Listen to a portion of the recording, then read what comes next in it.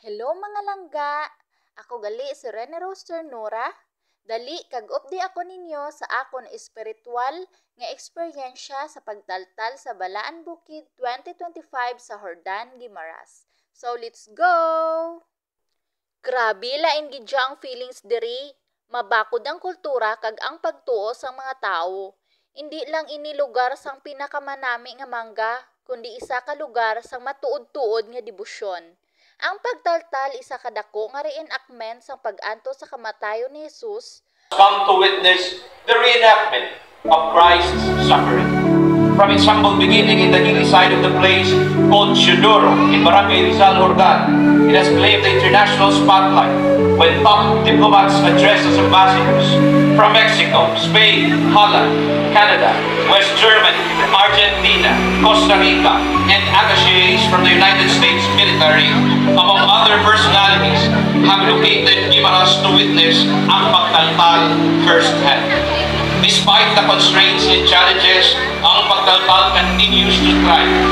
Disrupted by the dreaded pandemic, it is now on its 47th year of presentation. Ang ulihing panihapon ni Jesus. Pagpangamuyo ni Jesus sa Getsemani. Pagdakop kay Jesus sa Getsemani, traidor sa ni Judas Iscariote naging dakop sang mga sundalo. Ang mga disipulo naglapta sa kadlok kag gisundan Jesus.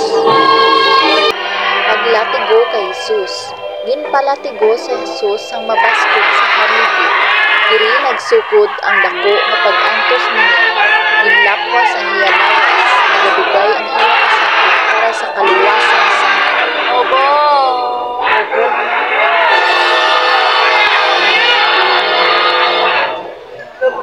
Nagkorona sa tunugon nga korona kay Jesus.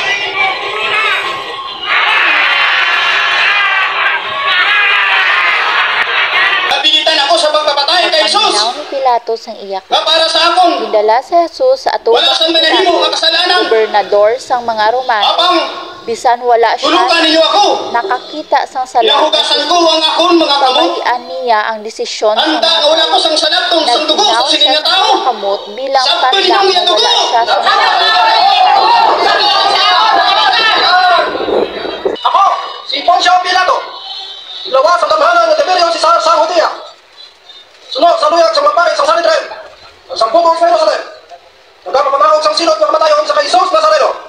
Naginsubong sa sala sa pagsugod sa matawo sa pag-ibok. At pagpumili sa ila sa pagbayad sa ubaya sa kasisa. At sa pagtawag sa iya pagulingong nga hari sa Judea. Siya pagkatalon sa sagwa sa syudad. Nagtalansang sa krus, sa tunga sa duha ka makawa, nga nasilutong man sa kamatayon. Dinagdaan sa Jerusalem, sa katapiyon, sa wala pa ang Paskwa.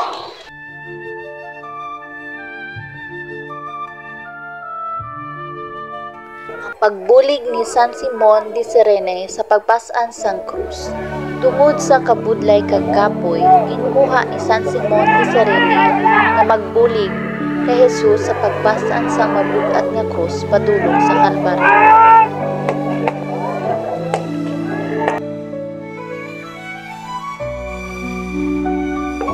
Paghatag ni San Veronica sang panyo kay Jesus.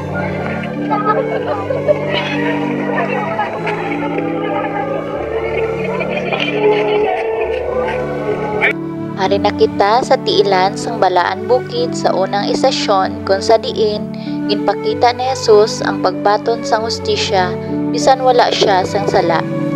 Sa kada iya pagkatumba may kahigayunan kita nga magbangon liwat. Si Simon de Cirene nagpaathag nga hindi kita mag-isa sa pagpasan sang kabudlayan may mga tawo nga magabulig sa aton.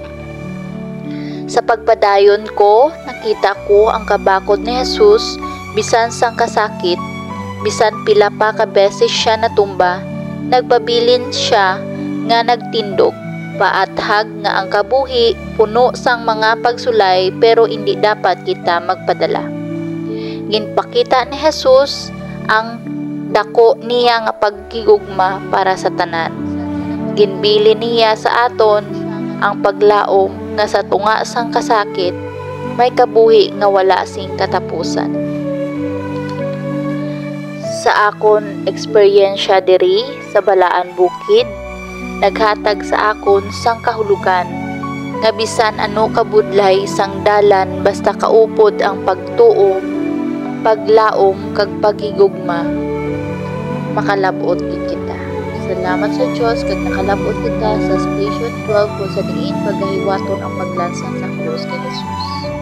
Paglansang kag pagkamatay ni Jesus sa krus. Sa tumoy sang Kalbaryo, ginlansang sa Jesus sa krus. Sa iya kabudlayan nagpangamuyo siya sa tanan, nagpakita sang kapatawaran kag pagigugma tubtob sa katapusan. Ang iya katapusan nga tinaga, Amay, patawara sila kay sila wala kabalo sang ila ginahimo. Tapos na, Amay ko, sa imo kamot gintugyan ko ang akon Ipunto espiritu. sa akong bangkaw ang ipilit. Ang akong mata. Ang akong bulan na mata. Naturuan sa iyang tubo. Ba? Ano pala ini? Ang bulan ng mata. Makakita na! Makakita na akong bulan na mata! Makakita na akong bulan na mata!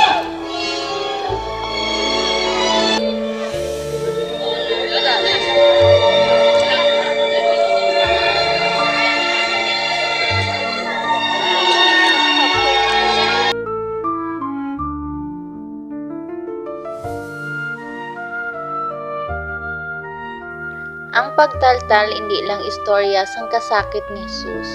Istorya man ini sang paglaom, paghiliusa kag pagtuo sang komunidad. Isa ka klase sang eksperyensya nga hindi mo malimtan.